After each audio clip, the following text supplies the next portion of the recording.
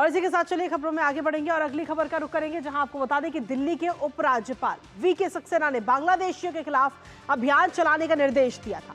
और इस निर्देश के बाद दिल्ली पुलिस ने राजधानी क्षेत्र में बांग्लादेशियों की धरपकड़ भी तेज कर दी।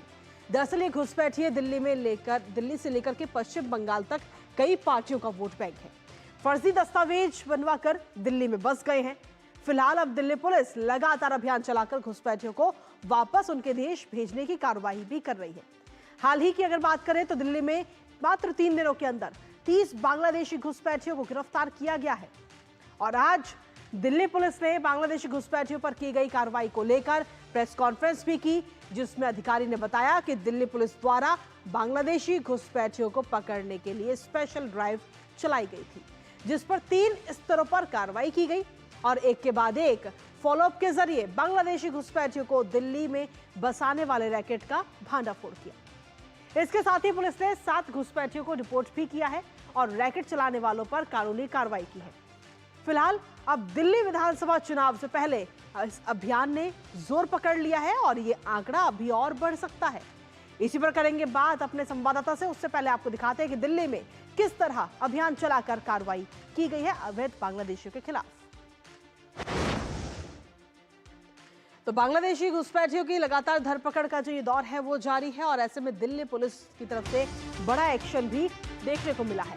अवैध बांग्लादेशियों के बड़े सिंडिकेट का भांडाफोड़ किया है दिल्ली पुलिस ने। और इसके साथ ही अगर हम देखें तो 2 बांग्लादेशी समेत 4 लोगों को दिल्ली पुलिस की तरफ से गिरफ्तार किया गया है और फिलहाल पूछताछ के बाद में उन्हें वापस उनके देश भी भेजा जाएगा। फर्जी दस्तावेज बनाने वालों के खिलाफ भी कार्रवाई की गई, जो लोग फर्जी दस्तावेज बनाकर इनकी मदद करते थे, इनको बांग्लादेश से लाकर के दिल्ली में बसाने का काम करते थे। जाली आधार कार्ड, पैन कार्ड और क्रेडिट कार्ड भी बरामद इस गिरोह के पास से किया गया है दिल्ली पुलिस के द्वारा। जंगल के रास्ते अवैध रूप से भारत में ये लोग घुसते थे। और इसके साथ ही ये तो बात रही दिल्ली की, लेकिन इसके तार सिर्फ दिल्ली तक नहीं जुड़े हुए बल्कि लखनऊ के भी तार जुड़े हुए इससे, क्योंकि अगर लखनऊ में भी लगातार एक्शन की मांग इस वक्त यूपी में चल रही है। लखनऊ मेयर ने कलेक्टर को ये पत्र लिखा है और इस पत्र के जरिए कई बातों का जिक्र इसमें किया गया। लखनऊ में अवैध बांग्लादेशियों और रोहिंग्याओं पर कार्रवाई की बात इस पत्र के जरिए मेयर की तरफ से कही गई है। साथ ही इसमें रोहिंग्या को पर कार्रवाई की मांग की गई है कि उन जो खाली प्लॉट है और सरकारी भूमि पर कब्जा ये लोग कर रहे हैं, वोटर आईडी और आधार कार्ड की भी इन लोगों की जांच की जाए कि इन लोगों का वोटर आईडी कार्ड कहाँ का है, आधार कार्ड कहाँ का है, वो सही है या वो भी फर्जी है। तो फिलहाल अब इस पूरे मामले में अगर हम देखें तो दिल्ली से लेकर के लखनऊ तक लगातार कार्रवाई की जा रही है। नगर निगम कर्मचारियों के साथ मारपीट भी की गई है। जब नगर निगम की टीम वहां पर अवैध अतिक्रमण को हटाने के लिए वहां पर पहुंची थी, तब उनके साथ मारपीट की गई। अवैध बांग्लादेशियों और रोहिंग्याओं से कानून व्यवस्था सीधे तौर पर प्रभावित होती है। तमाम बातें लखनऊ मेयर ने कलेक्टर को इस पत्र में लिखी है। तो ऐसे में कुल मिलाकर देखिए तो इसके तार जो है वो काफी लंबे लंबे जुड़ते हुए नजर आ रहे हैं। फिलहाल अब देखना होगा कि आगे क्या कुछ कार्रवाई की जाएगी। हमारे साथ हमारे सहयोगी मुकेश शुक्ला भी जुड़ेंगे और साथ ही रामेंद्र भी जुड़ेंगे, लेकिन उससे पहले डीसीपी का क्या कुछ कहना है वो एक बार आपको सुना देते हैं। तो दिसंबर माह में स्पेशल ड्राइव चलाई गई थी कि दिल्ली में इलीगल इमिग्रेंट्स जो रह रहे हैं, स्पेशली बांग्लादेशी, उनको चिन्हित किया जाए और उनके खिलाफ कानूनी कार्रवाई की जाए। इस श्रृंखला में हमने 2 मॉड्यूल पहले, जिसमें करीब 5 बांग्लादेशी डिपोर्ट कराए थे, उनके खिलाफ कानूनी कार्रवाई की थी और उसी एफआईआर की फर्दर फॉलोअप में हमने 7 बांग्लादेशी अर्जनगंज फतेहपुर बीरी से गिरफ्तार किए थे और उनको डिपोर्ट कराया था। इन दोनों केसेस में जब फर्दर तफ्तीश की गई, टेक्निकल सर्विलेंस और एनालिसिस किया गया, उसी फॉलोअप एक्शन के तहत हमें एक और रैकेट मिला जो बांग्लादेशी इलीगल इमिग्रेंट भारत लाता था और वो यहाँ सेटल कराता था। तो दिल्ली डीसीपी का क्या कुछ करें वो हमने आपको सुनाया। इसी पर ताज़ा अपडेट ले लेते हैं। हमारे साथ में हमारे सहयोगी रामेंद्र लखनऊ से इस वक्त जुड़ रहे हैं और साथ ही मुकेश दिल्ली से जुड़ रहे हैं। सीधा सबसे पहले मुकेश आपके पास में आना चाहेंगे। फिलहाल अगर देखा जाए तो दिल्ली के अंदर लगातार ये अभियान चल रहा है कि जल्द से जल्द, क्योंकि दिल्ली विधानसभा चुनाव से पहले जितना हो सके उतना जल्द से जल्द जो घुसपैठिए हैं उनको बाहर का रास्ता दिखाया जाए। बिल्कुल, जिस तरह से दिल्ली पुलिस का ये सर्च ऑपरेशन चल रहा है, लगातार गिरफ्तारियां सामने आ रही हैं। कृतिका, एक बड़ा आंकड़ा आपके सामने आता दिखाई दे रहा है, जैसा कि साउथ वेस्ट में 30 के आसपास ऑलरेडी गिरफ्तारी की गई और उसके बाद उनको डिपोर्ट किया गया। साउथ डिस्ट्रिक्ट ने 12 लोगों को गिरफ्तार किया और उनको डिपोर्टेशन किया। आज जो इनको ये जो बड़ी कामयाबी मिली है, देखिए इनके तार बांग्लादेश तक जुड़े हुए थे और दिल्ली पुलिस वहां तक भी पहुंचने में कामयाब रही। जैसे अनीश को इन्होंने ज़ीरोइंग किया बांग्लादेश में और उसके बाद पता लगा कि इस सिंडिकेट में कौन कौन है। अनिमुर इस्लाम जो बस कंडक्टर है आसाम में, यानी आमिर, उनको वहां से लोगों को ला करके इसके सुपुर्द करता था और इसका काम था ट्रांजिट करा करके हिंदुस्तान के सरजमी पर लाना।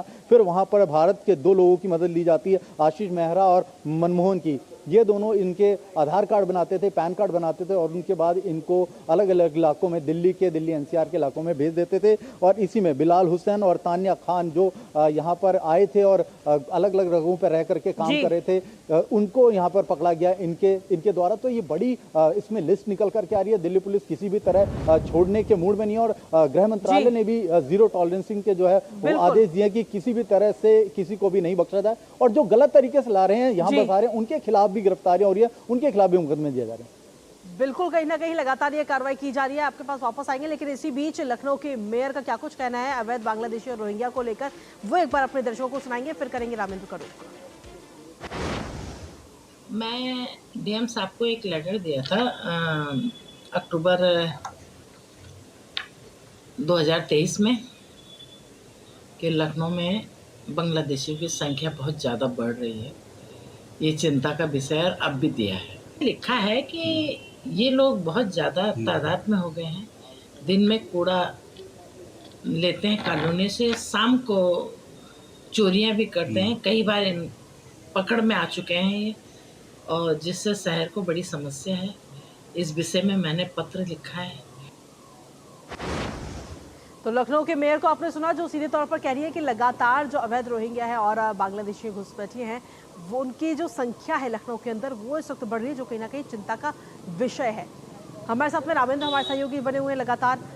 रामेंद्र, क्या कुछ अपडेट्स हैं आपके पास में, क्योंकि ये पत्र इस वक्त मेयर की तरफ से लिखा गया है कलेक्टर को। इस पत्र में और किन किन बातों का जिक्र किया गया है? देखिए, राज्य सरकार इस पर पहले से गंभीर है, कई अधिकारियों के खिलाफ कार्रवाई की है, क्योंकि लगातार जो जन्म अमृत प्रमाण पत्र है उसमें उनका नाम दाखिल करके और इनके जो आधार हैं वो बनाए जा रहे थे। तो राज्य सरकार ने कई अधिकारियों को सस्पेंड किया इस मुद्दे पर और बड़ी कार्रवाई की। सुषमा खरपाल जी ने जो बात कही, इंदिरा नगर में एक टीम गई थी नगर निगम की, जो चाह रही थी कि यहाँ से जो झोपड़पट्टियां हैं वो खाली की जाए। वहाँ लोगों के, स्थानीय लोगों की शिकायत थी कि इनके कारण अपराध हो रहा, कई मफीम और चरस, गांजा, ऐसी चीजों को बेचा जा रहा है इनके द्वारा, जिसके कारण दिक्कत हो रही। और ये केवल इंदिरा नगर का नहीं है, जितनी बड़ी कॉलोनियां सरकारी बनी है उनके इर्द गिर्द झोपड़पट्टियां थी। तो जब नगर निगम के कर्मचारी उनको गिराने के लिए पहुंचे तो लोगों ने हमला किया, मारपीट की, छिरैती की, एक लोगों की चेन छीन ली, उसका मुकदमा दर्ज कराया है। और सुषमा खरपाल स्वयं वहां पहुंची थी। उन्होंने जेसीपी को तुरंत फोन किया और यहाँ कमिश्नर को फोन किया और कहा कि इनके खिलाफ कार्रवाई हो, मुकदमा दर्ज हो गया है, उस झोपड़पट्टी को हटा दिया गया है। लेकिन डीएम को इन्होंने पत्र लिखा कि जो ये झोपड़पट्टियां हैं, कौन लोग हैं जो पीछे काम कर रहे हैं, क्योंकि लखनऊ का जो पूरा कारोबार है वो एक महीने लगभग 5 से 6 करोड़ रुपए है। तो इसको कौन इस एक्सेस को चला रहा है, कैसे बांग्लादेशी और रोहिंग्या घुसपैठी इसमें इंटर हो रहे हैं, तो लेकर डीएम को पत्र लिखा कि इस पर बड़ी कार्रवाई करें और इनके जो वैधानिक पेपर हैं उनकी जांच करें, नागरिकता कैसे वो जांच करें, नेक्सस कौन काम कर रहा उस पर भी कार्रवाई की जाएगी। अभी तक सुषमा खरपाल जी ने पत्र लिख के कहा है। ठीक है, बहुत बहुत शुक्रिया रामेंद्र तमाम जानकारी साझा करने के लिए। साथ ही मुकेश, आपका भी बहुत बहुत धन्यवाद।